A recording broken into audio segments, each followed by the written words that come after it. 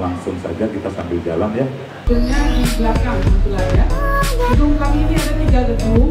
Yang pertama gedung utama, yaitu di situ terdapat kantor kepala kesehatan. Gedungnya ada di sini ya, di belakang ya.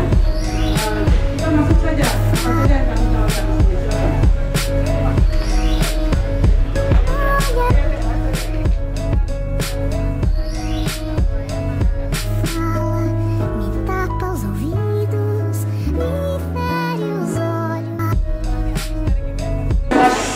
Adik ya, yang masih persoalan-persoalan kekayaan intelektual. Jadi teman-teman mau mendaftarkan merek, paten, kemudian desain industri, kemudian indikasi geografis ya, itu semua bisa dilayani di sini. Oke, tadi Pak Kakak sudah.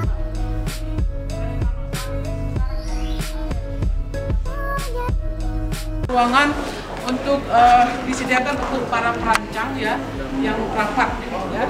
Jadi kita punya tadi Pak kami bilang ada 20 perancang ya, 20 penyuluh ya. Nah itu akan rapat dalam kesehariannya di ruang rapat Lega Drafter ini ya. Nanti di sini semuanya akan dibahas termasuk menerima permohonan untuk harmonisasi peraturan perundang-undangan dari DPRD ataupun dari pemerintah kabupaten kota atau provinsi ya. Jadi di sini ruangannya itu saja.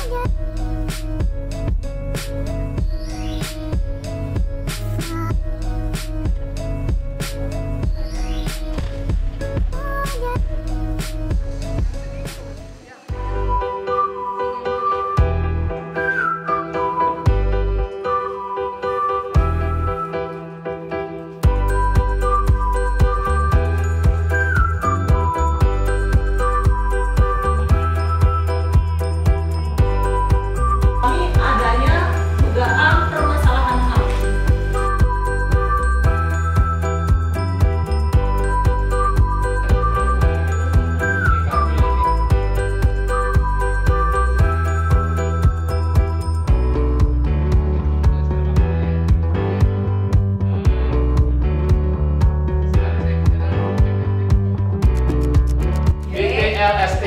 Yes. Desain tata. Ya. Desain tata letak. Sirkuit.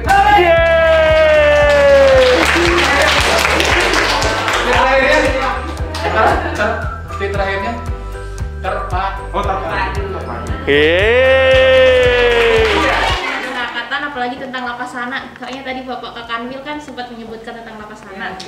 Dikarenakan yang saya tahu kasus yang berkaitan tentang anak di NTB kan masih tinggi. Dan disebut saja anak-anak yang sedang berhadapan ini kan ABH, setahu saya, anak berhadapan dengan hukum, diatur di Undang-Undang Nomor 11 Tahun 2012 tentang Sistem Peradilan Anak. Tapi di sisi lain, seperti ada di pasal 28B ayat 2 Undang-Undang Dasar 1945, bahwa anak juga mempunyai hak atas kelangsungan hidup, tumbuh dan berkembang, serta berhak atas perlindungan dari kekerasan dan diskriminasi. Yang ingin saya tanyakan di sini, bagaimana langkah yang sejauh ini ditempuh oleh Kanwil Kemenkumham Nusa Tenggara Barat sebagai upaya melindungi hak-hak ABH ini, dan bagaimana bentuk binaannya yang sudah diterapkan. Itu saja. Terima kasih. Terima kasih Atika. Anak itu akan dipidana ketika dia berusia di atas 18 tahun ya. 18 tahun. Adapun anak yang sudah ditetapkan di lapas anak, tentunya dari sisi HAM-nya akan dapat terpenuhi. Karena orang dewasa pun yang ada dalam lapas, ini pun anak yang ada dalam lapas tetap mendapatkan pendidikan. Tetap pendidikannya itu jalan. Selain pendidikan yang mereka dapat, ada kesenian, keterampilan yang mereka dapat di situ. Pokoknya HAM itu terpenuhi di dalam lapas, kecuali geraknya terbatas ya. Kalau orang sudah di dalam lapas rutan itu, semua sudah terpenuhi hak asasinya. Itu menurut pandangan saya. Ratu Akpal dengan Alpal ya. semester 4. Sebelumnya kami mengucapkan terima kasih banyak kepada kantor Kementerian Hukum dan HAM telah menerima kami di sini. Di sini juga kami rata-rata semester 4 dan masih terbilang masih minim pengetahuan tentang hukum dan HAM itu sendiri. Sebelumnya di sini saya ingin bertanya tadi terkait dengan lapas anak dan juga lapas perempuan. Tapi ketika kita melihat kasus-kasus yang terjadi, salah satu contohnya saya tuh sedikit masih dibingungkan dengan kasus Lucinta Luna. Salah satunya menjadi pria yang menjadi wanita. Di sini saya masih dibingungkan, Bu, bagaimana kemudian Kementerian Hukum dan HAM ini kalau tidak menyediakan lapas tentang hal tersebut, nanti takutnya seorang waria ini juga tidak mendapatkan hak-haknya.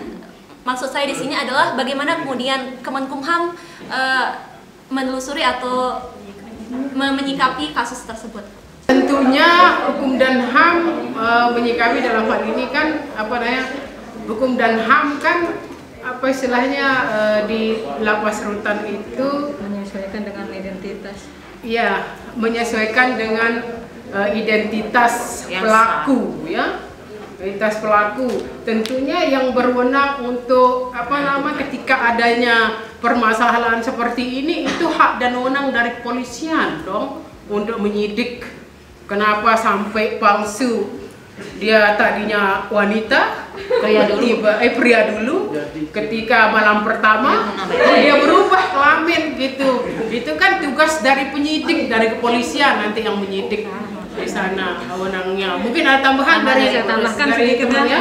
Saya ada pernah pengalaman ketika saya tugas di lapas, itu ada narapidana yang sebenarnya dia laki tapi lebih nantinya ke perempuan. Tetap ditempatkan di selnya blok perempuan. Karena dia hari-harinya dia seperti perempuan tapi kamarnya memang terpisah. Ketika pakai ros memang ya. Iya. Emangnya kalau sama orang laki ketika dia ditempatkan di blok laki dia dikeroyok gitu loh. Jadinya ngambil kalapasnya ngambil ini sikap dia ditempatkan di blok wanita.